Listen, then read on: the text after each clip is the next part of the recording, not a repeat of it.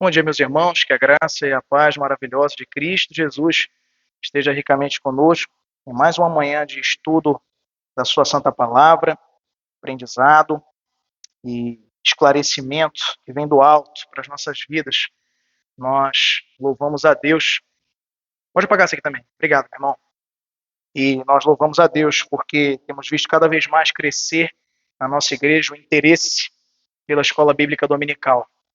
Nós, na verdade, temos essa tradição aqui, os mais antigos vão lembrar que esta igreja sempre teve boas frequências na sua escola bíblica dominical. Isso se deve exatamente, certamente, pelo direcionar de Deus, em primeiro lugar, mas também pela qualidade do material que é escolhido, dos temas que são selecionados, antes da liderança pelo próprio Espírito Santo de Deus, que conduz todo o plano de ensino que no ano inteiro a gente se compromete a ter. Então, embora não haja, por enquanto, né, quem sabe no futuro nós tenhamos aqui um irmão, uma irmã com formação na área pedagógica para a formulação de todo um plano de ensino para todas as classes, a gente espera e vai se esmerar nisso, mas até lá a gente tem logrado êxito e a frequência das nossas EBDs revelam isso também. Meus irmãos, vamos abrir as nossas Bíblias para o estudo de hoje, da nossa lição de número 7, onde nós vamos falar sobre a doutrina do Espírito Santo. E o texto que vai nos embasar para o início dessa caminhada está lá na segunda carta de Paulo aos Coríntios, no capítulo número 3, verso número 17. E nós vamos ver aí atentamente o que a palavra de Deus tem a nos dizer. Segunda carta de Paulo aos Coríntios, capítulo 3, verso de número 17. Vamos ler com atenção o que Paulo fala aos irmãos coríntios e também a nós sobre o Espírito Santo. Vamos ler todos juntos esse texto da palavra de Deus, que é o texto base da nossa lição de hoje. Segunda carta de Paulo aos Coríntios, capítulo 3, verso número 17. Vamos lá, todos juntos? Ora, o Senhor é o Espírito, e onde está o Espírito do Senhor, aí há liberdade. Agora a gente vai ler mais uma vez com um sentimento de regozijo, de júbilo de quem veio aprender hoje na nossa EBD. Vamos lá. Ora, o Senhor, o Espírito, e onde está o Espírito do Senhor, aí há liberdade. Amém. Louvado seja o Senhor. Às vezes a gente precisa dar essa injeção de ânimo, porque a gente está ainda acordando, né? Curtindo aí alguns momentos ainda de despertamento do domingo, né? Que certamente no final ou no início, dependendo do ponto de referência, de uma semana desgastante, mas eu tenho certeza de que todos nós vamos sair edificados mais uma vez da nossa EBD. Meus irmãos, a lição de hoje, nosso autor aqui, ele fez um grande teste nesta lição com este seminarista. São 13 pontos e a gente vai abordar aqui de uma maneira bem célere, porque senão a gente já emenda logo com o culto e já fica direto. Então são 13 pontos, mas a gente quer continuar deixando os irmãos à vontade para fazer uma consideração, alguma pergunta, mas nós buscamos deixar aqui, inclusive, o slide de uma maneira bem objetiva, para a gente ir apresentando o ponto, o texto bíblico, o comentário e o próximo. Senão a gente não sai daqui hoje, tá bom, meus irmãos? Então, eu quero destacar uma frase do teólogo sistemático Millard J. Erickson, que, para mim, é um dos bons, não é o melhor, mas é um dos bons teólogos sistemáticos que nós temos à disposição, tendo em vista que ele tem uma linguagem muito aproximada da nossa realidade. Ele, embora seja norte-americano, ele tem uma teologia sistemática que é mais para o povo de Deus. Tem alguns outros, por exemplo, o melhor que eu acho, na minha opinião, é Luiz Berkoff, renomado, já leitura obrigatória de qualquer seminarista presbiteriano. Mas ele já tem uma leitura mais rebuscada, já vai depender de muito mais estudo. Você, se quiser consultar esse livro, vai ter uma grande aquisição. Então ele diz sobre o Espírito Santo o seguinte: o Espírito Santo é o ponto no qual a Trindade se torna pessoal para o crente. Geralmente pensamos a respeito do Pai como transcendente e longe, lá no céu. De forma semelhante, o Filho pode parecer distante na história, e assim também relativamente incognoscível, ou seja, incompreensível. No entanto, o Espírito Santo está ativo na vida dos crentes, ele habita em nós. Ele é a pessoa específica da Trindade por meio da qual o Deus Trino e Uno age em nós atualmente. Interessante essa perspectiva dele, embora essa transcendência, o que é transcendência? Que Deus está acima da nossa realidade. É isso que ele está falando em relação a Deus, o Pai. E é interessante nós notarmos que, além de ser transcendente, ou seja, ele não é como nós, ele está acima de nós, Deus, na sua natureza, no seu ser. Mas, da mesma forma, além de ser transcendente, ele é imanente, ou seja, ele se relaciona conosco, ele se apresenta para nós. E através de quem? Do Espírito Santo. Então, é muito interessante que isso aqui ele fala, o Millard Erickson, falando da importância de se estudar sobre o Espírito Santo. Porque quando nós estudamos a pneumatologia, e a gente teve uma sequência de estudos só sobre o Espírito Santo, há pouco tempo atrás, então vai estar bem fresquinho na mente dos irmãos. Quando a gente estuda sobre ele, a gente entende melhor como aplicar as verdades bíblicas nas nossas vidas, porque ele é Deus habitando em nós, o Espírito Santo de Deus. Então, meus irmãos, em nossa leitura semanal, quando a gente fez aí, é muito importante que você faça na sua casa essa leitura. Nós temos acompanhado alguns irmãos, às vezes até postam e compartilhem. Usem o grupo da nossa igreja, não só para compartilhar, pedido de oração, é muito bom isso, e a gente recomenda que seja feito sim, mas compartilhe lá também uma impressão que você teve sobre o texto que você leu na semana, e porque isso aqui vai te conduzindo a chegar aqui no domingo com um grande fechamento de tudo que a lição se propõe a te ensinar e a nos ensinar. Então, na segunda-feira, no texto de João 3, de 1 a 8, quando Jesus se encontra com Nicodemos, ele faz uma relação do Espírito com o vento. Nós até pregamos recentemente sobre essa referência, esse texto, lá no ponto de pregação em Águas Brancas, falando sobre o vento do Senhor. E o texto de segunda era o Espírito criativo, ou seja, ele não pode ser enclausurado dentro dos preceitos e da vontade humana. Ele é inteiramente livre, o vento sopra onde ele quer, não é? Não sabe de onde vens nem para onde vais, mas só podes ouvir a sua voz. É Jesus fazendo essa referência aí para Nicodemos no encontro que tiveram ali em Cafarnaum. Terça-feira nós falamos sobre o Espírito restaurador. É o texto conhecidíssimo lá de Ezequiel 37, do Vale dos Ossos Secos.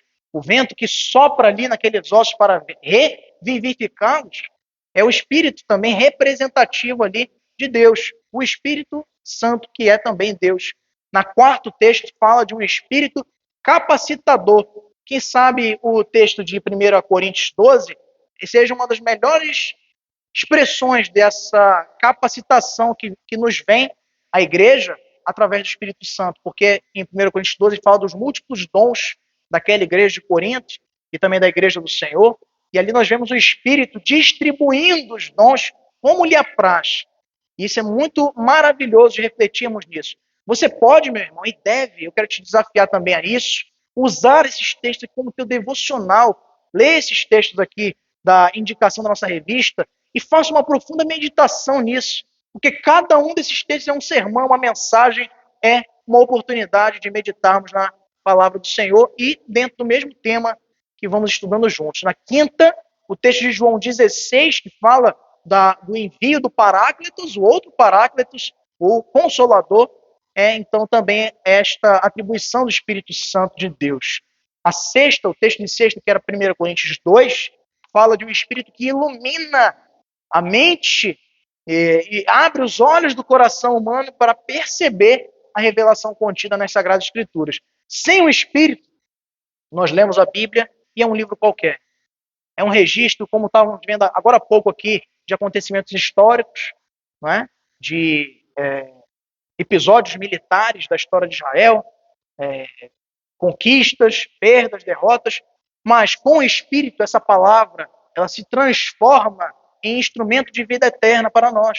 Então, por isso, o Espírito é quem nos revela o que Deus tem a nos dizer pelas Sagradas Escrituras. Então, observe bem que sempre antes de uma mensagem, de um estudo aqui na nossa igreja, nós oramos pedindo a orientação do Senhor, porque é Ele que direciona o aprendizado, a mensagem dele aos nossos corações. Sem isso, vocês vão só admirar a oratória, e slide do data show, e não é esse o objetivo da mensagem que dominicalmente é pregada nas igrejas.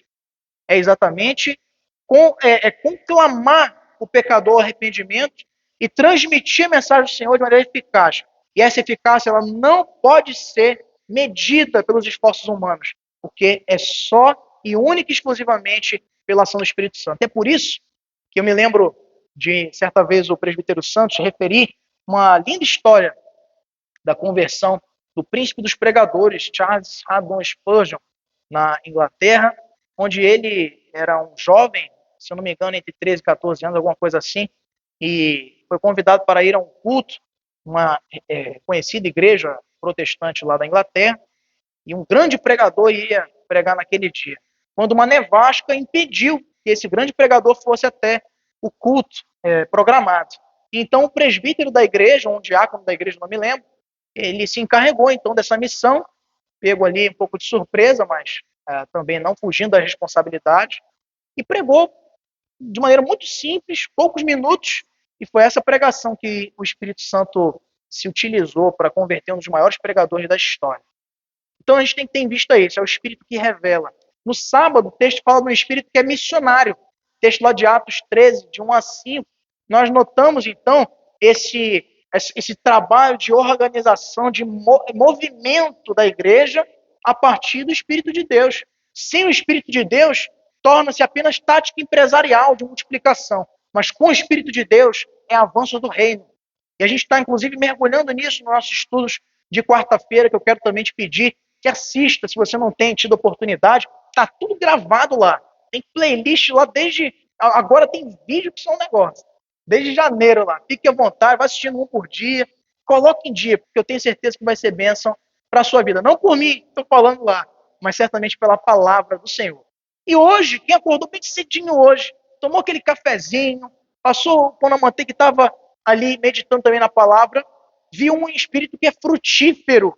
O Espírito Santo de Deus, ele dá frutos e tem características próprias desses frutos que são referenciadas por Paulo lá em Gálatas 5, 16 a 26, especialmente no verso 22 e 23, quando ele fala sobre os frutos do Espírito, ou o fruto do Espírito que tem vários gomos de uma laranja ou de uma tangerina, e é bem referido, porque não são vários frutos do Espírito, é um fruto.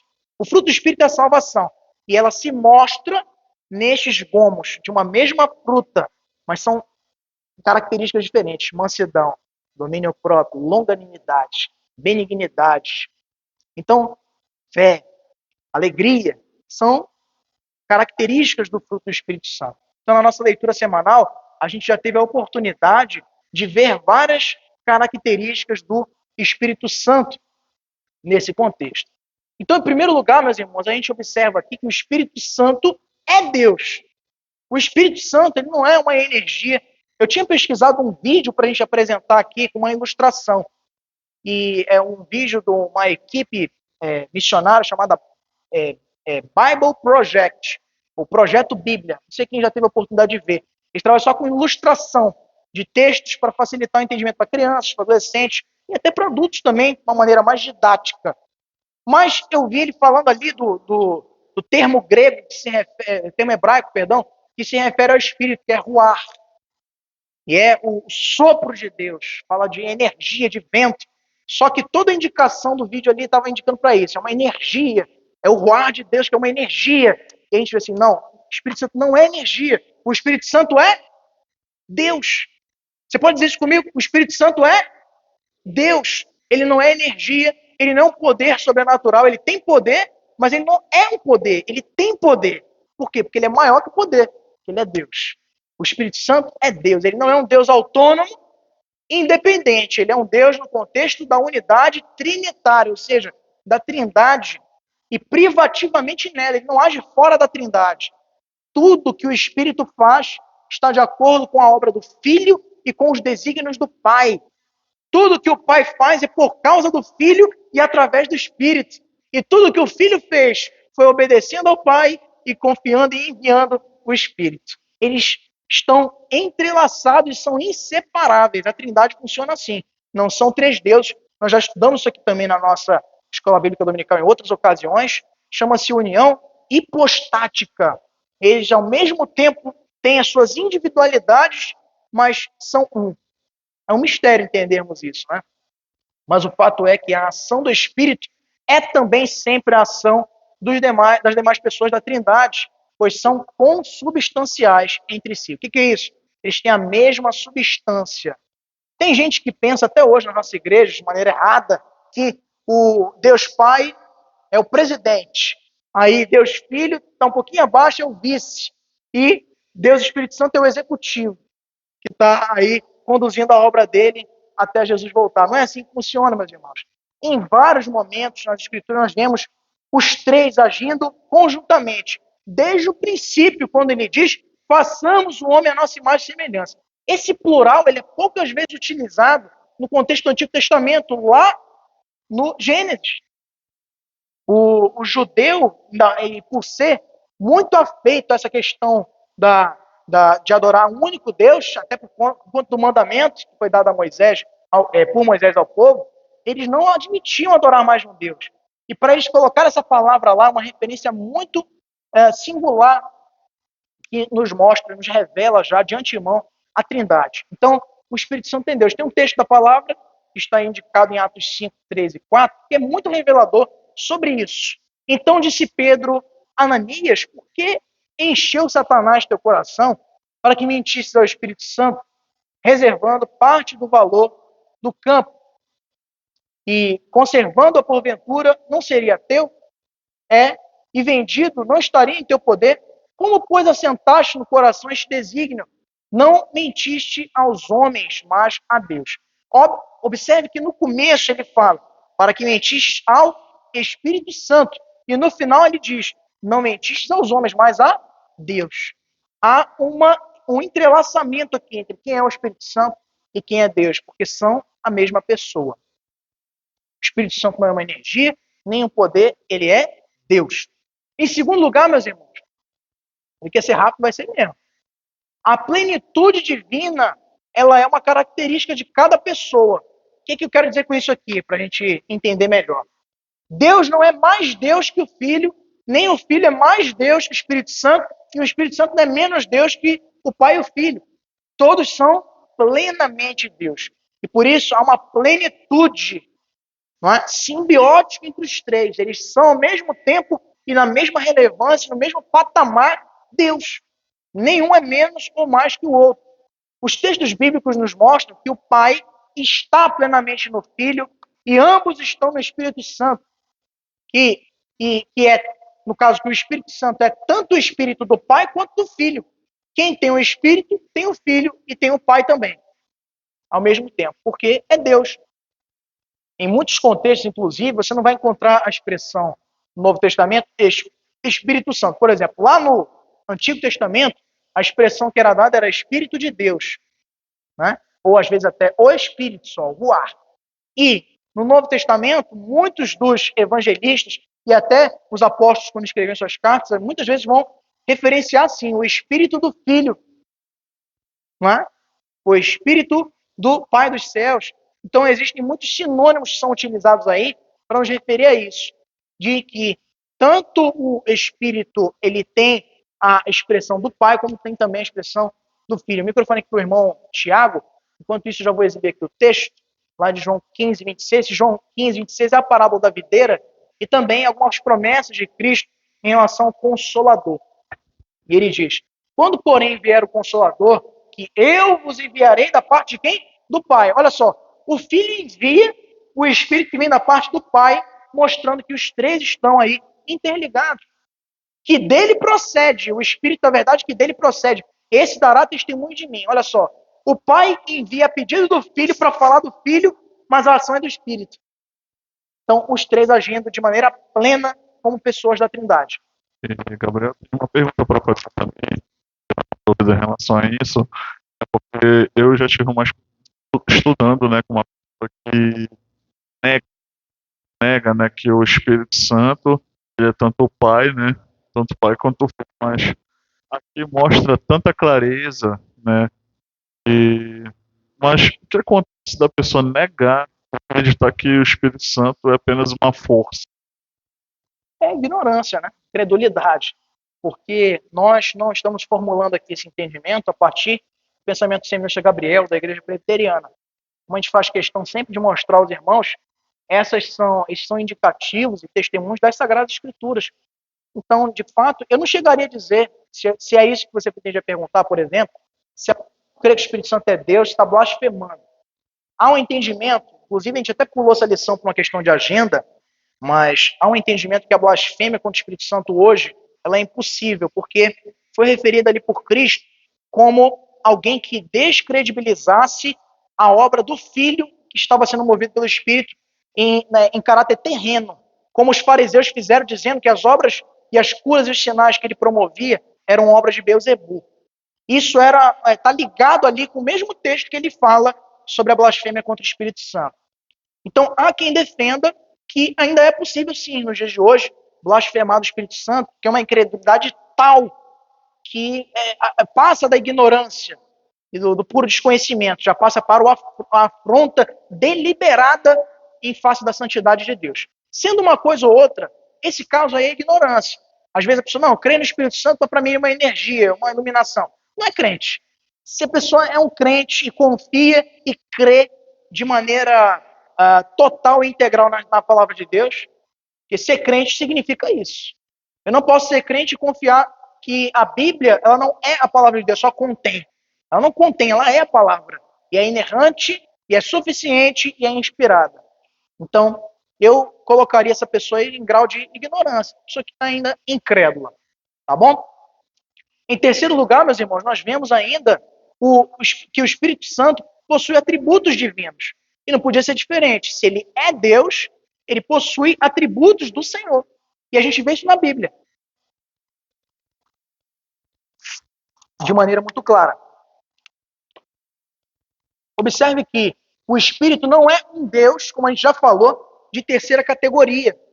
Antes, ele participa de todas as obras de Deus. Ele é eterno, como está lá em Hebreus 9,14. Ele é onipresente, como está lá no Salmo 139, de 7 a 13. Esse Salmo 139 é o texto onde o salmista coloca que ele pode ir até o mais alto dos céus, ou até o mais profundo mar, um abismo, ou então se encobrir na escuridão, mas nem isso vai poder escondê-lo de Deus. Porque aonde ele for, Deus está. Fala aí da onipresença de Deus. E esse é um atributo também do Espírito Santo, ele está em todo lugar. Por isso, é muito errado quando a gente vê alguns cantos dizendo assim, Espírito, entre aqui, a minha porta está aberta. Tem gente que fica aí o dia todo ouvindo essas músicas, não é? Às vezes são bonitas, músicas com melodias agradáveis, mas erradas biblicamente. A gente não existe essa possibilidade do Espírito Santo ficar lá fora. Ah, porque a igreja aqui é pecadora, mas ele está aqui. Ele pode estar menos em você porque você está vazio dele. E a Bíblia nos diz que nós podemos nos encher e nos esvaziar, a depender do nosso grau de santificação. Mas ele não pede permissão para entrar. Porque ele é Deus e está em todo lugar. Entendeu? Quando a gente diz assim, Santo Espírito, és bem-vindo aqui, ou seja, eu preciso dar autorização para ele entrar dentro da igreja. Gente, isso é de uma heresia tamanha.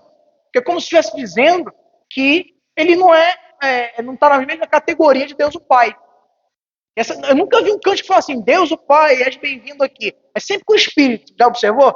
E por trás dessas músicas há uma teologia estranha que quer dizer que o Espírito Santo é menos Deus que Deus o Pai e Deus o Filho. E nós não cremos nisso. Nós cremos que ele é tão Deus quanto os outros dois da Trindade. Ele participa de todas as obras de Deus, porque ele é eterno, porque ele é onipresente, como vimos aí no exemplo Salmo 139. Ele é onisciente, ele sabe de tudo, ele é o Espírito revelador, como está lá na 1 de Coríntios, capítulo 2, verso 10. Ele tem todo o poder onipotente, Lucas 1,37, que fala, tudo é possível para Deus. Falando aí, e esse texto fala também no contexto ali do nascimento de Jesus, uma concepção milagrosa pela qual passou Maria para dar a luz ao nosso Salvador. E por concepção de quem? Do Espírito Santo. Então veja que ele tem todo o poder para fazer o impossível se tornar possível. Ele também é criador, ele estava lá na criação, como está em Gênesis 1, 26 a 27. Também ele é soberano. Volta para o texto lá que a gente viu da primeira carta aos Coríntios, capítulo 12, quando fala da distribuição dos dons. Como é que funciona a distribuição dos dons? É se a irmã Cleones pedir muito, com muito fervor, dedicação, jejuns, Senhor, eu quero esse dom, ele vai dar? Não. Ele vai dar o dom que ele quiser. Ele não vai dar o dom que você pedir, porque ele é soberano. O texto lá na primeira carta de Coríntios, capítulo 12, diz que ele distribui como lhe apraz. Sabe por quê, meus irmãos? Porque a gente olha com limitações, a gente não olha o futuro.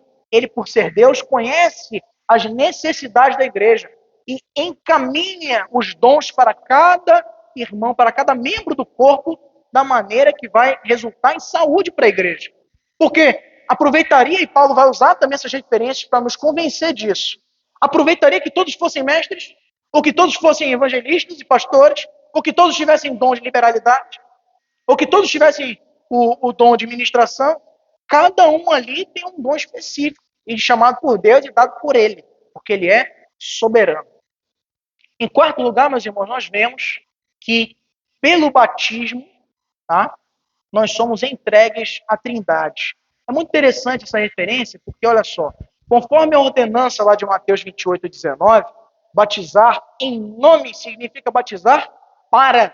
No ato do batismo, nós somos entregues à Trindade, ao Pai, ao Filho e ao Espírito Santo. O texto lá de Mateus 28, 19 diz, né? Ide por todo o mundo e batizai os que crerem em nome do Pai, do Filho e do Espírito Santo. Fazei discípulos, ensinando todas as coisas que vos tenho ordenado, batizando-os em nome do Pai, do Filho e do Espírito Santo. O batismo ele é trinitário. O batismo da igreja reformada, o batismo da igreja cristã, da igreja presbiteriana, que segue a palavra, é o batismo de Mateus 28, 19. É o batismo trinitário. Cuidado com algumas igrejas que supostamente se dizem cristãs, co-irmãs, que na verdade não são cristãs. São igrejas que muitas das vezes são igrejas unicistas.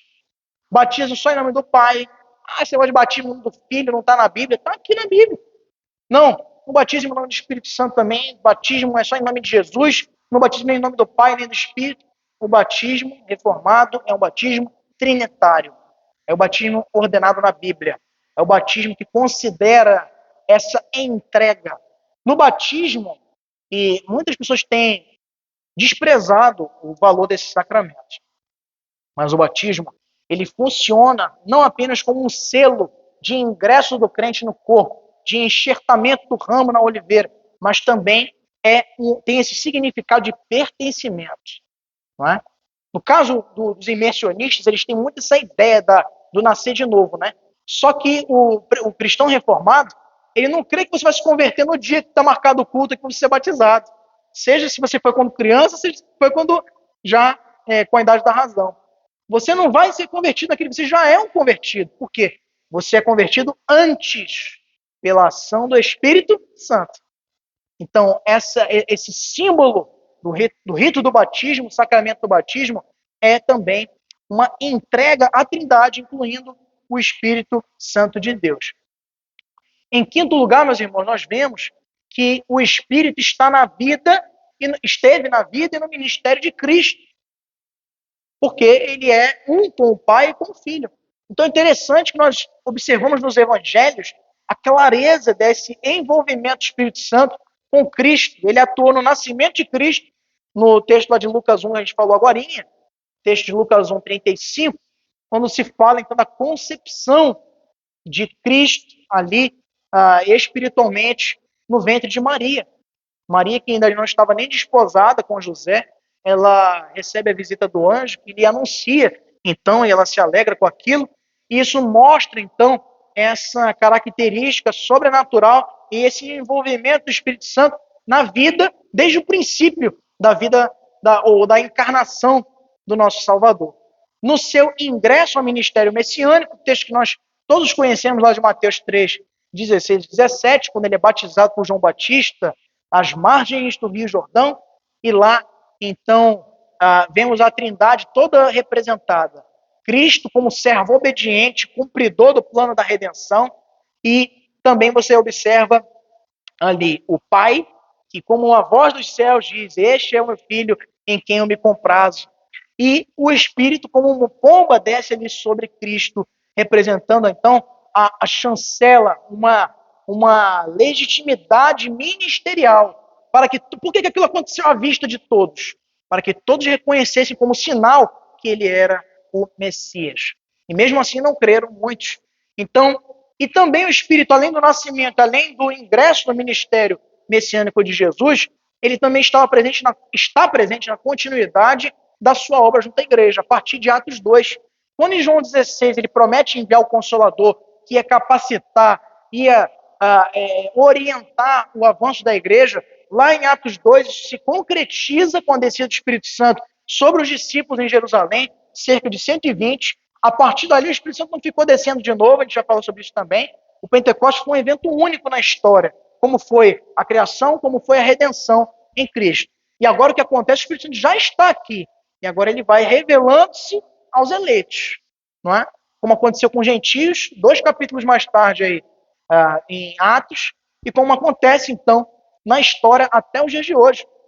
O Espírito Santo está presente, então, como continuador da obra de Cristo, e sem contradizê-la em nada. Às vezes a gente vê algumas igrejas colocando de uma maneira muito contraditória a doutrina que eles professam sobre o Espírito Santo.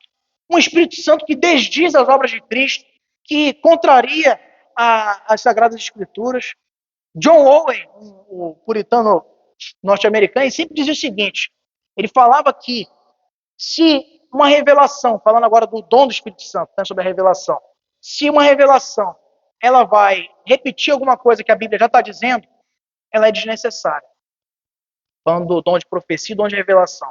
E se ela vai dizer uma coisa que não está na Bíblia, ela vai contradizer, é maldita. Então, ela é totalmente não recomendada no contexto da igreja atual. Ela serviu-se até quando não tinha Bíblia para autenticar a mensagem dos apóstolos. Esses tipos de dons, eles cessaram na história. A gente tem acesso a isso claramente. Então, fique sempre com essa palavra de John Owen. Veja só, se a gente crê na Bíblia única e exclusivamente, você vai trazer uma coisa que vai contraditá-la, então é maldito, porque eu estou negando a Bíblia. E se eu vou dizer uma coisa que ela já diz, é desnecessário, eu só ler a Bíblia. Ou apresentá-la na pregação. Esse sim é um ministério que permanece. Então, o Espírito está alinhado com Cristo. Não há contradição. Em sexto lugar, meus irmãos, nós vemos que o Espírito é um instrumento de regeneração. Dentro desse tratamento que é dado aí de todas as pessoas da Trindade, as três. O que é nascido do Espírito é espiritual, como Jesus diz a Nicodemos no seu encontro lá na noite de Cafarnaum, em João capítulo 3, versos 5 e 6. Isto é, esse que é nascido do Espírito é que é regenerado, reconciliado com o Pai. Ele é desvinculado espiritualmente do mundo, é servo de Deus. Cristo é a semente da regeneração e o Espírito é aquele que planta a semente no solo fértil que é o nosso coração. Cristo é a mensagem. Então veja, o Espírito não leva uma mensagem sua própria, ele leva adiante a mensagem do Filho, que por sua vez veio cumprir o mandamento do Pai. Os três estão ligados neste projeto, nestes decretos divinos. O Espírito como instrumento de regeneração. Nós, presbiterianos, cremos, diferente dos arminianos, sendo nós calvinistas, que antes de nós confessarmos com a boca que cremos, só fazemos isso porque o Espírito Santo já habitou em nós, nosso coração, para nos abrir os olhos para o entendimento de que somos miseráveis, pecadores, dignos de ira e condenação, e que pela graça fomos salvos, não pelas obras, para que não nos gloriássemos. É o Espírito. Já o arminiano entende diferente. E, ao nosso ver, fora do que a Bíblia prescreve. O arminiano entende que o Espírito Santo só regenera depois que você confessa. Mas como eu vou confessar se eu estava morto? Né? Então, esse debate aí interminável de séculos, mas o que a gente quer mostrar é que ele é quem atua como regeneração. Ele é um instrumento da regeneração. Ele é o próprio Deus que toma a frente da nossa impossibilidade de chegar até ele sozinho para nos achegar a ele por intermédio da regeneração. E é assim que temos, então, a nossa vida, então, descoberta da condenação que pairava sobre nós, para então repousarmos na sua graça. Em sétimo lugar, meus irmãos, nós vemos que o Espírito, ele é um inspirador das Escrituras. O Espírito, ele atua como inspirador. As Escrituras elas não foram escritas de maneira aleatória, ou de acordo com o que os escritores pretendiam. Mas tem um detalhe interessante. Nós, enquanto presbiterianos, calvinistas, nós cremos na inspiração orgânica. O Espírito ele não mecanizou. Existem alguns teólogos que, erradamente, ao nosso sentir, defendem essa ideia de que o Espírito Santo mecanizou, que chama de inspiração mecânica, ou seja, o Espírito Santo possuía, entre aspas, o escritor da carta ou do livro da Bíblia, e ele ia escrevendo ali. Isso é totalmente espírita, não tem nada a ver com Bíblia. O Espírito Santo usou, e isso a gente vê claramente, as ferramentas linguísticas, geográficas, culturais. Você vê a carta de Paulo a Tito, é uma pérola do Novo Testamento. Sabe por quê? Lá ele usa até de filosofia grega para falar sobre os cretenses, aonde Tito pastoreava. Ele usa adágios populares. Então, o que é isso senão o Espírito agindo por intermédio de Paulo para usar as melhores palavras possíveis naquele contexto, mas respeitando a particularidade, o ensino, entre aspas, a bagagem que Paulo tinha de cultura, de conhecimento? Será que o Espírito ia ignorar tudo isso e escrever uma coisa incognoscível, ou seja, incompreensível para a nossa mente humana? Não. Exatamente porque ele nos ama, ele usou homens para escrever. A Bíblia poderia ter sido entregue por anjos. Deus poderia ter separado anjos e entregado lá, entregue, pronto, sigam essa palavra aqui. Veio lá do céu já direto para vocês, mas não.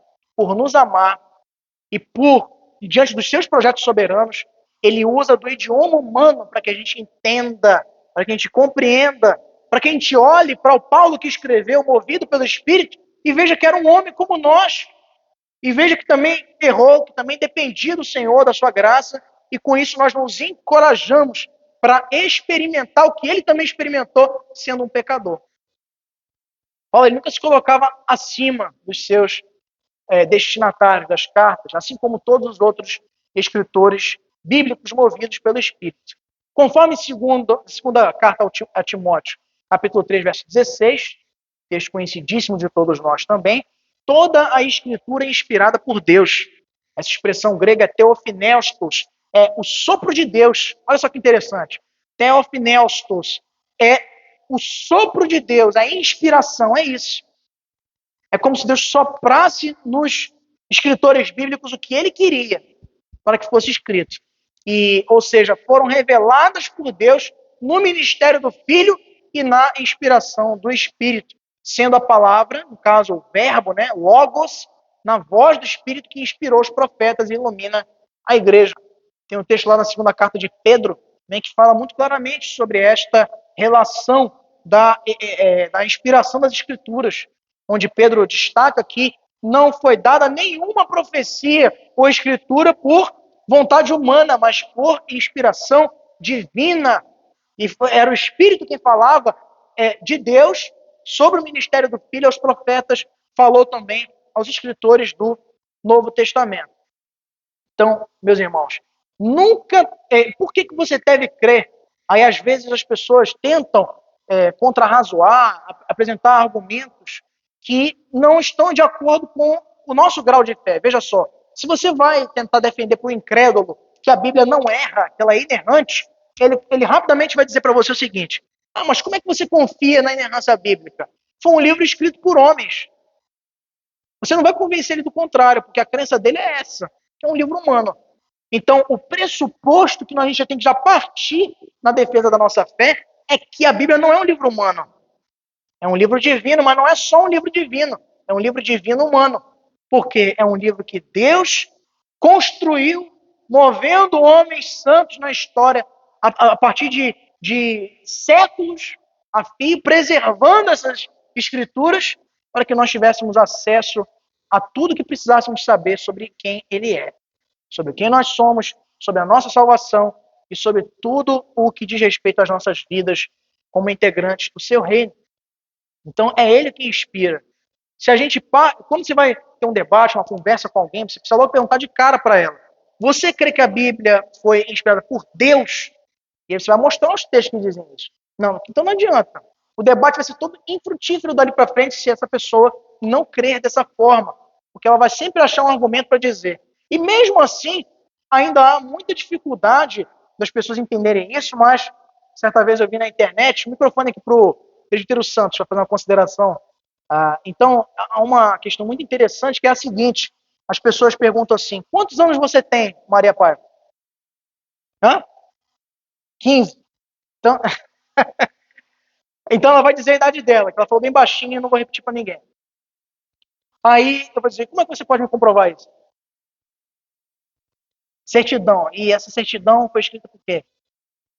E como é que você pode confiar que isso é verdade? Então, tá entendendo? Existe uma lógica que só é aplicada para descredibilizar a Bíblia no contexto de quem quer atacá-la. Porque existe uma série de outros documentos que estão aí presentes na nossa vida e que a gente não ignora a sua autenticidade só porque foram escritos por homens. Larissa Gabriel, eu acho interessante a consideração, a complementação desse versículo que fala sobre a objetividade da palavra de Deus. É inspirada para ensinar, para corrigir e redarguir justiça. Então, a objetividade dessa inspiração para nós é essa, para nos ensinar, para nos corrigir e também para que a gente entenda que a justiça de Deus, ela sempre é soberana em nossas vidas. Paulo, com muita maestria, né, ele coloca ali para seu amado filho na fé Timóteo essas exortações para que também ele percebesse que a Escritura não serve, como infelizmente acontece em pessoas que ainda não estão amadurecidas na fé e por ter um amplo conhecimento da Bíblia, se envaidecem, se tornam arrogantes, quando na verdade é totalmente o caminho inverso. Quanto mais a gente crê e estuda e se aplica em conhecer essa Bíblia, mais nós vemos que somos miseráveis. Mais a gente vê quanto a gente precisa do Senhor. E mais nós observamos o quão Ele é maravilhoso, por nos permitir conhecer dele, mesmo nós sendo pecadores, mesmo nós sendo limitados, mesmo tendo em vista a nossa característica finita. Ele é um Deus tão amoroso que, com o seu Espírito, moveu homens para nos comunicar a sua palavra. Em oitavo lugar, meus irmãos, nós vemos o Espírito como inspirador não apenas das Escrituras como um todo, mas também dos profetas do Antigo Testamento e do Novo, falando de João Batista. Os profetas bíblicos, pelo Espírito Santo, falavam claramente em linguagem entendida pelo povo, respeitando a sua condição cultural e demais particularidades, mas nunca partindo de vontades humanas. Esse texto aí essa segunda carta de Pedro, vamos ler, capítulo 1, verso número 21, diz, porque nunca, jamais, qualquer profecia foi dada por vontade humana. Entretanto, homens santos falaram da parte de Deus, movidos pelo Espírito Santo. Falavam da parte de Deus, movidos pelo Espírito.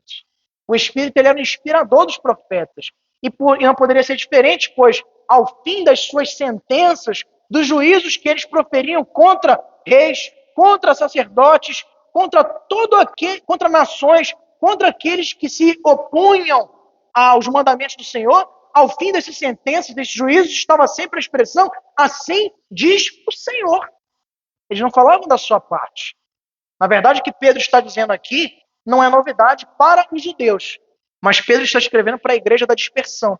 Então, por isso, ele usa essa expressão para mostrar, e isso serve para nós também, de entender que quando o pastor prega, quando um irmão selecionado está ministrando estudo com as suas características, com métodos, isso é o mais relevante, ele fala da parte de Deus. Mas, poxa, eu fui no culto e o pastor falou aquela coisa lá no culto, foi para mim. Isso não funciona assim, meus irmãos. Não funciona assim. É o Espírito que conduz essa palavra à realidade de cada um de nós. Eu mesmo já sentei várias vezes em igrejas e ouvi palavras e realmente tinha essa impressão. Parece que foi para mim, né? E eu nunca tinha visto aquele pregador na minha vida. O que mais comprova ainda que não funciona dessa maneira mecânica que a gente às vezes pensa acontecer. É Deus que conduz aos nossos ouvidos. O João tem uma história muito engraçada sobre isso também, né, João? Que ele, na época do reverendo Sérgio, nosso pastor emérito, ele estava começando a se aproximar da fé através da nossa irmã Enique, estava trazendo ele aos cultos, às celebrações. E aí, toda vez ele chegava em casa, me corrija se eu estiver errado, e aí, falava, Vini, a gente tem que ter uma conversa com o pastor Sérgio. Mas por quê, meu bem? Não, porque eu estou indo para a igreja, ele está fazendo umas pregações só para mim, está falando só para mim, está me expondo lá. Ele não fala, nem citou o seu nome, né? Mas tem essa impressão, porque é o Espírito que está sobre o pregador, como estava sobre os profetas, como está na palavra, em cima do que aqui está registrado para a nossa edificação. E olha que interessante, quando a gente vai estudar os profetas menores, quem sabe mais à frente a gente repita esse estudo aqui na nossa igreja, e a gente viu, quando a gente estudou Oséias, quando a gente estudou a Sofonias, Joel, quando nós estudamos Miqueias, quando nós estudamos Obadias, Ageu, esses profetas ali, a gente tem a impressão que todos eles estão falando a mesma coisa. Só que você, por exemplo, Amós era um boiadeiro. Então ele usa expressões relacionadas a isso, mas da parte do Senhor. Ele não está falando ali, olha, quero anunciar para vocês que tantos bois... Não, ele profetizava banalidades. Ele estava ali para falar sobre o juízo de Deus que ia se derramar em face da desobediência do povo, para falar sobre a iminência do cativeiro, para falar sobre os perigos da desobediência, a aliança que Yahvé havia feito com Israel. Mas ele falava usando essas peculiaridades. O próprio Amós, que era acolhedor de tâmaras, né, ele vai usar algumas expressões muito agropastoris relacionadas a essa coisa da vida do campo. É muito interessante isso. E Cristo, da mesma forma, sendo ele a palavra encarnada, a voz de Deus ali presente e manifestada, a expressão exata de quem Deus é na terra, então ele também usa dessas expressões particulares de um carpinteiro, de alguém que viveu olhando os lírios do campo, de alguém que cresceu como perfeito homem, notando a realidade ao seu redor e jamais alienado. Por isso, a pregação reformada ela é belíssima, quando bem entendida, quando bem aplicada, porque ela transita por todos esses elementos. A exposição bíblica, meus irmãos, não é só pegar, ler o texto e falar, você tem que fazer isso, tem que fazer aquilo. Não, ela tem a aplicação que é contextual. Isso não significa que a Bíblia é mudada, mas que ela é repensada no contexto da vida de cada um. Por exemplo, quando você tem que dizer que Jesus orienta os discípulos a oferecerem a face esquerda quando fossem esbofeteados na outra, o que isso se aplica para o teu trabalho? Aonde isso se aplica na relação tua com o teu esposo ou com a sua esposa? Aonde isso se aplica no contexto da tua vida social? É isso que é pregação reformada. Porque o Espírito, como inspirador dos profetas e também do pregador, conduz à perfeita aplicação das verdades bíblicas. Que você não está aqui na igreja apenas para ir absorvendo conhecimento, mas para recolhê-lo para aplicar na sua vida. Em nono lugar, meus irmãos, nós vemos o Espírito como revelador de Cristo. É um pouco do que a gente já tem visto aqui, e é porque o Espírito ele não traz novidades. A gente vê muitos púlpitos se esforçando em fazer entender assim, quando na verdade a palavra ela não nos dá margem para ver o Espírito Santo trazendo nada de diferente do que Cristo já havia trazido, porque ele é pessoa da Trindade, tal qual o Filho, tal qual o Pai, e ele vem dar continuidade e completude ao ministério do Filho. Ele não traz novidades, ele traz novidade de vida com a regeneração, mas não novidades de pregações ou entendimentos diferentes do que Cristo pregou. Ele não gera uma nova mensagem, porque ele não fala de si mesmo. É o que Jesus diz aos discípulos em João 16, verso número 13. Ele coloca lá, quando vier, porém, o Espírito da verdade, ele vos guiará a toda a verdade, porque não falará de si mesmo, mas dirá tudo o que tiver ouvido e vos anunciará as coisas que hão de vir. No contexto ali da igreja primitiva. Então, note que o Espírito ele não fala de si mesmo. Ele veio cumprir um ministério, cumprir uma função que era trazer, então, à igreja a capacitação, santificar os eleitos e transmitir, confirmando nos nossos corações a mensagem do Filho, a mensagem de Cristo. Ele comunica com exatidão a palavra do Filho, completa e eficaz para a nossa salvação e santificação. Descreia completamente de qualquer coisa que não seja alinhada com esta função reveladora do Espírito, que está de acordo com o ministério do Filho, o ministério de Jesus, o nosso Senhor. O Espírito ele não vem para trazer nada de novidade, nada de diferente, para além do que o Filho já havia colocado. Ele vem concretizar agora o ministério do Filho através da vontade do Pai. Em 10º lugar, meus irmãos, nós vemos a identidade. E completa o entendimento que nós estamos vendo até aqui, porque há uma identidade do Espírito Santo com o Filho. Não é identidade de RG, tá? É identidade de são idênticos, tá bom? Ou seja, são iguais. Isso vai lembrar de novo lá dos primeiros slides onde a gente viu que eles são uma só substância. Não há maior divindade do Pai em relação ao Filho e da mesma forma em relação ao Espírito. Por quê? O revelador de Deus é o iluminador das Escrituras e é Cristo, que é o Espírito, como está lá em a segunda carta aos Coríntios, capítulo 3, versos 16 e 17. O Espírito ele é intérprete na revelação e ele é o mesmo Senhor ressurreto, como Cristo fala em Lucas 24, de 13 a 15, ou seja, a presença de Cristo, segundo a promessa, e a dádiva do Espírito Santo à igreja são fatos idênticos de agentes divinos inseparáveis. Cristo está no meio da sua igreja por meio do Espírito.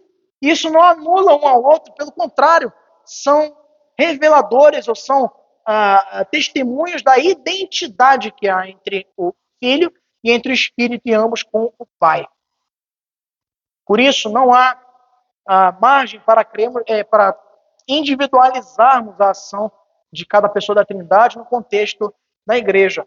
Quando o Espírito, quando você, como Ananias lá em Atos, no capítulo 5, quando o Ananias e a sua esposa Safira mentem sobre o valor que tinham vendido a casa lá e tal, a história que você já conhece, eles mentiram ao Espírito e ao mesmo tempo a Deus, como Pedro revela a eles, por isso foram fulminados. Então não pense você, sendo você uma habitação do Espírito, que é o slide próximo ou posterior, que você, por estar desobedecendo a Deus, você está só entristecendo o Espírito, que entristece também o Filho, que é o Senhor da igreja, entristece também o Pai, que é o governante máximo de todas as coisas. Os três estão em grau de identidade, de maneira inseparável. Tá? Então, essa verdade é muito importante para as nossas vidas também. Em 11º lugar, a igreja ela precisa ser percebida como habitação do Espírito Santo. Deus está em nós pelo Pai, pelo Filho e pelo Espírito Santo. E a igreja, como corpo de Cristo, é a comunidade do Espírito, como está lá em João 14, 17. A igreja é o santuário de Cristo e do Espírito ao mesmo tempo. E cada membro, por sua inserção no corpo, também é habitação de Cristo e templo do Espírito. A igreja, como instituição, não é o local de reunião. A igreja não é o templo. A igreja são pessoas. Por isso, quando a gente faz esses slides, embora você possa pensar que é aleatório, cada imagem aí é escolhida a dedo. A gente passa muito tempo para formalizar isso aqui, porque o slide tem que ajudar, não atrapalhar. Tá? Senão é melhor não ter. E olha só, quando a gente está falando sobre a igreja como habitação, eu não coloquei na imagem um templo. Eu não coloquei aí uma edificação, não é? De alvenaria ou de madeira, seja lá o que for. A gente colocou pessoas. Na pandemia, nós fomos desafiados a perceber de maneira mais profunda essa verdade. Porque a gente estava com aquela situação de ser impedido de nos reunir por conta da pandemia, da Covid, e risco de contaminação e morte, muitos membros idosos. A gente ficou, certamente, com o nosso coração entristecido por não podermos nos reunir, mas usamos todas as ferramentas necessárias para ter comunhão. Foi a mesma coisa? Com certeza não. Isso a gente não vai esquecer. Mas aprendemos a olhar para a nossa casa, aprendemos a olhar para os instrumentos de convivência comunitária como igreja. Porque a gente tinha essa impressão de que a igreja era Avenida Cláudio Sanders, centro número 524. Não é o templo da... Não, a igreja somos nós. A igreja, que é a habitação do Espírito, não é o templo aqui, que quando fecha ele fica trancado aqui a semana toda, esperando a gente voltar no próximo domingo para adorá-lo. A igreja somos nós. Por isso, a responsabilidade, o compromisso que nós devemos ter para com o Senhor, para com o Espírito, para com o Pai, é muito maior. de que se a gente tivesse essa falsa ideia de que o Espírito Santo habita dentro de uma igrejinha. Na verdade, o Espírito segue conosco, porque ele mora em nós. Ele nos escolheu por habitação. De que forma? Pela presença do Pai, através do Filho e com a habitação do Espírito. A igreja é o santuário de Cristo. O nosso corpo, enquanto receptáculo de Deus, precisa então glorificá-lo. É o que Paulo escreve também em uma de suas cartas, dizendo que precisamos glorificar a Deus no nosso corpo e em tudo que fizermos. Em 12º lugar, meus irmãos, nós vemos que quem tem o Filho tem o Espírito, porque eles têm identidade. Fala também do que nós já até apresentamos aos irmãos. Todo crente verdadeiro, posto por Deus na igreja, invisível dos eleitos, tem o Espírito Santo. Então, em Atos 15:8, o Filho é dádiva do Pai, é um presente, e o Espírito procede do Pai e do Filho, marcando, portanto, a presença de ambos na vida de todo aquele que crê. Não é possível você pensar, e aí isso aqui vai diferir muito a percepção que nós vamos ter sobre, deixa eu arrumar aqui, sobre a regeneração e a salvação, porque existem algumas igrejas que pensam que o batismo para o ingresso na igreja com água é um batismo, e depois o batismo com o Espírito Santo é um outro prêmio, uma outra bênção, uma segunda bênção. Quando na realidade você não pode, pelo menos teoricamente, as igrejas erram também, tá? Mas teoricamente, essa pessoa que está sendo batizada com água já mostrou frutos de que já foi batizado com o Espírito. Qual é o batismo com o Espírito? É a regeneração. Não é uma coisa, você tem que se arrepiar e você tem que se rolar pelo chão e tremer a perna.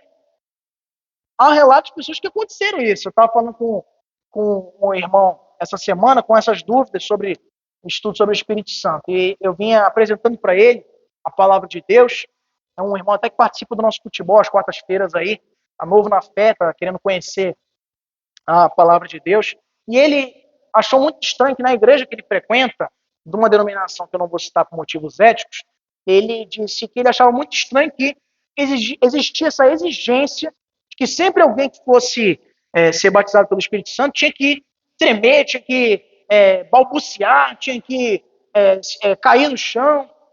Eu falei, olha, você olha o contexto dos 120 discípulos lá em Jerusalém, em Atos capítulo 2, e nenhum deles fez nada disso aí. Primeiro, eles começaram a louvar a Deus, foi a primeira coisa que eles fizeram, em idiomas ininteligíveis, mas que foram automaticamente traduzidos pela ação do Espírito Santo a todas aquelas cerca de 13 culturas representadas ali em Jerusalém para celebrar Pentecostes. Então a gente não tem dificuldade nenhuma de entender que o fenômeno ali foi tradução, não foi a língua em si. E quando você nota mais adiante, a segunda incumbência daqueles que receberam o Espírito Santo ali em Jerusalém no Pentecostes foi pregar. Eles cantaram, depois foram pregar. Que foi a pregação de Pedro. E a partir dessa pregação autenticada pela presença do Espírito, estava sobre Pedro e sobre os demais também, houveram 3.000 conversões. Então é muito fácil diferenciar o que é uma produção de um mover do Espírito mesmo e o que é emocionalismo. Há alguns meses atrás, no início desse ano, um acontecimento agora eu esqueci o nome do local. Lembra aí, Murilo? Asbury, né? É uma universidade nos Estados Unidos, chamada Universidade de Asbury. Ela presenciou lá um culto que começou e não terminou mais, durante semanas. E muitos teólogos, inclusive renomados no Brasil, pediram cautela em relação a isso, como o reverendo Augusto Nicodemos, Hernando Dias Lopes, falando de que o avivamento, o suposto reavivamento, precisa ser autenticado depois. Ele não é autenticado na hora que acontece. Os grandes avivamentos da história, George Whitefield, John Wesley, não é?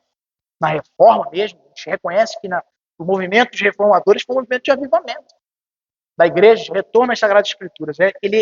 O avivamento ele é certificado não pela quantidade de pessoas, não pelo emocionalismo presente ali, mas pelos frutos depois. E não demora muito. Em Atos 2, desceu o Espírito, 3.000 pessoas foram convertidas. Por quê? Por meio do quê? Aí a gente coloca tanta importância nos detalhes e esquece da essência.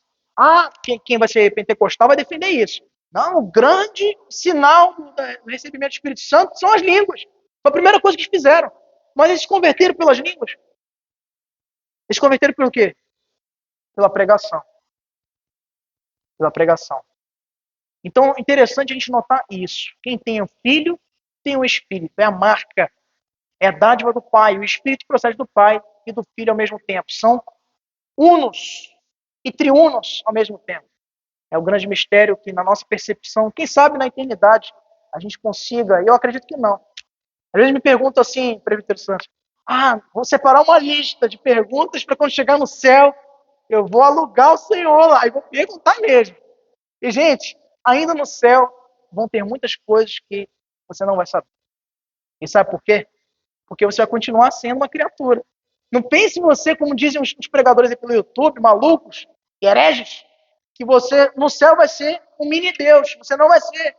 Você vai continuar sendo humano, tá? Mas glorificado. Agora, você não morrerá mais, mas você não vai ser eterno, você vai ser imortal, que é diferente. Então, existe essa diferença. E em 13º e último lugar, meus irmãos, é preciso que a gente sempre e nunca se esqueça da pessoalidade do Espírito. Até porque ele é Deus, ele é uma pessoa. Por quê? Segundo a Bíblia, o Espírito possui virtudes pessoais. Ele é enriquecedor da esperança, como está lá em Romanos 15:13. Ele tem vontade própria, como está lá na primeira carta aos Coríntios 12:11, quando ele distribui os dons. Ele distribui de acordo com a vontade dele.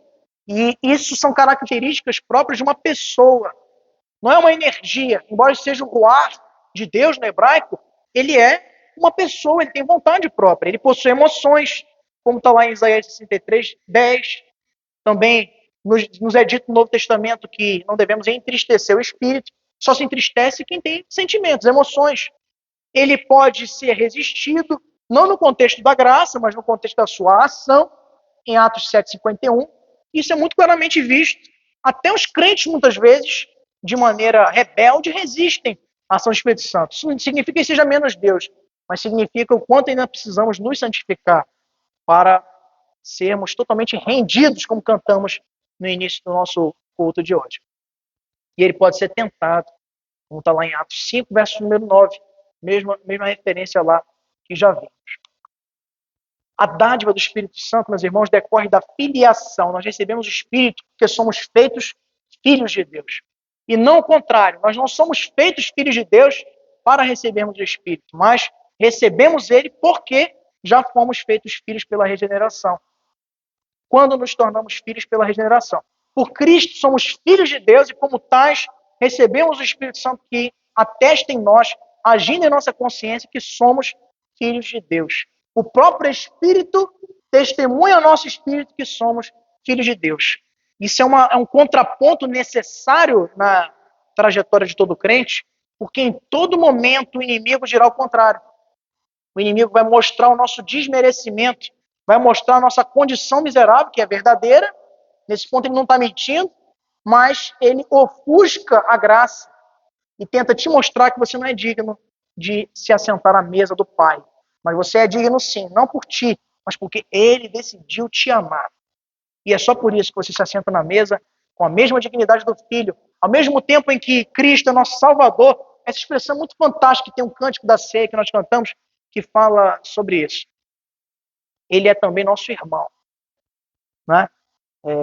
É aquele cântico Vinho e Pão, que fala que Cristo ministra a ceia para nós, pelo seu próprio sacrifício, sendo ele o nosso Senhor e Salvador, e ao mesmo tempo nosso irmão, porque ele nos faz assentar na mesa do Pai. Em duas frases que eu separei aqui, uma de Thomas Watson, que diz: o diabo deseja que Cristo prove ser Deus, transformando pedras em pães, como está lá na tentação, em Mateus 4:3.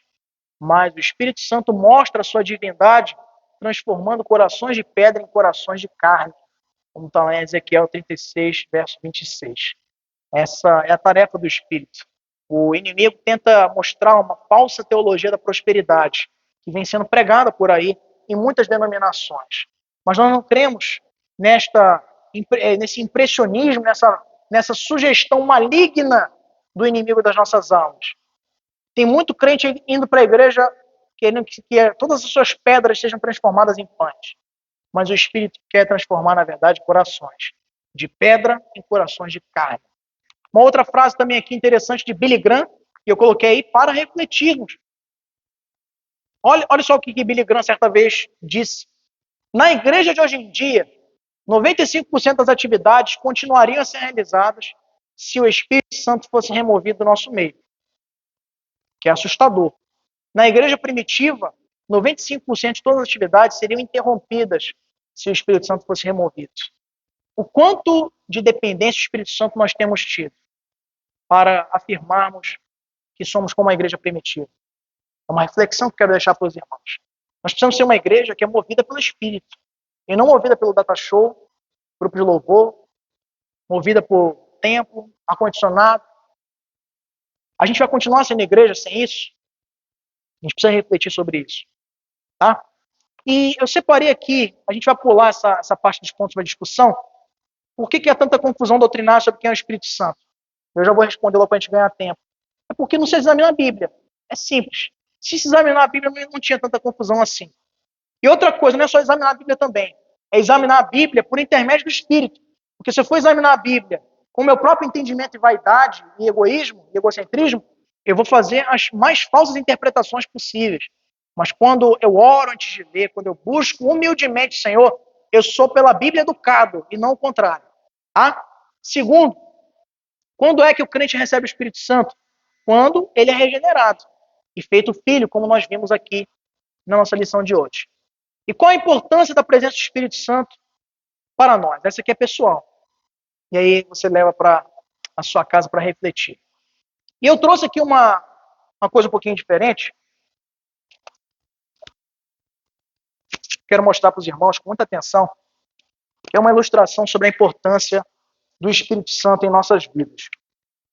Quando, sem Cristo, antes de sermos convertidos, nós somos colocados diante de tribulações, de situações, de provações, nós somos como um copo vazio, como esse.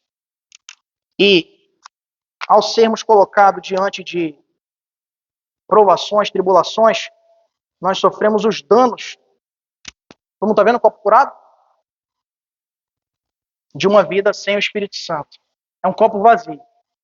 Mas, quando Cristo está conosco, preenchendo esse vazio do copo, você vai ver o que acontece com a mesma tribulação. Tem gente que pensa que quando nós temos o Espírito Santo conosco, nós somos blindados de sofrer perseguições. Mas é o contrário. Nós continuamos sofrendo as tribulações, as perseguições, mas agora nós temos proteção. Não nossa, mas do Espírito Santo de Deus. E aí, a mesma tribulação, ela não nos penetra. E o copo está da mesma forma. Isso aqui nos ajuda a entender uma pequena ilustração que nós vimos no seminário e que nos ajuda a perceber a importância do Espírito. Já tivemos uma sequência de estudos sobre o Espírito Santo aqui na igreja, mostrando a relevância que, ao contrário do que muitos pensam, a igreja reformada dá ao Espírito, mas a gente entende o Espírito pela Bíblia e não pelas elucubrações de homens. Nós precisamos entender que é importante, meus irmãos, e nunca podemos negligenciar sabermos quem o Espírito é, como ele age nas nossas vidas, entendemos que a sua doutrina ela é tão relevante para nós quanto as demais 5 solas, quanto os legados da reforma. Porque é com ela que nós crescemos e entendemos a igreja na amplitude do corpo de Cristo. Amém? A palavra que o presbítero Oswaldo. A irmãzinha levantou algumas vezes a mão. Eu vou pedir, como a gente está com o tempo um pouco corrido, se tiver alguma dúvida, alguma questão, pode me procurar depois, tá bom? Encerramento que a gente esclarece. Para fechar aí, a história do copo aí deu a fita do laço, né? Fechou. Quando eu trouxe a lição do Espírito Santo na lição anterior, na revista anterior, eu usei a questão da vasilha. Quando nós nascemos, Deus nos dá uma vasilha muito linda, maravilhosa. E a gente só descobre que temos uma vasilha quando somos regenerados. Descobrimos que Deus é importante para nós e que sem Ele, nossas vidas não somos nada. O Espírito Santo. E Paulo fala: buscai o Espírito Santo e se enchei do Espírito Santo. Por isso que eu coloquei a questão da vasilha. Mas o fato é que quando temos uma vida de pecado e de dissensões, a nossa vasilha fica suja, mas não temos a capacidade de limpá-la. Foi uma discussão que teve na época. Nós não temos a capacidade de limpá-la. No entanto, temos a capacidade de não sujá-la, ou de não continuar sujando. Claro que quem limpa a nossa vasilha é Cristo. A partir da confissão do nosso pecado. Exato. Nós temos que confessar, nós temos que admitir que somos pecadores. A partir daquele momento, ele começa a limpar a nossa vasilha. E aí temos a capacidade novamente de ofertar essa vasilha para que seja cheia do Espírito Santo. E ser cheio é tão importante, gente, porque como eu coloquei na ilustração aqui, ó, o fogo ele não vai escolher só aqui onde tem a água. Se você tiver só pela metade, ele vai pegar na parte de cima e vai te atacar também. E você vai sofrer os danos do fogo, né? No contexto das perseguições, das provações. Mas se você estiver cheio até a borda, e de preferência transbordante, aí o fogo não vai ter nenhuma vez contra o recipiente que é a tua vida como templo e habitação do Espírito. Então, nós possamos sair daqui, meus irmãos, hoje desafiados a isso, entendendo a importância de vivermos uma vida condigna com as Escrituras, vivemos uma vida rendida ao Espírito Santo de Deus. Amém?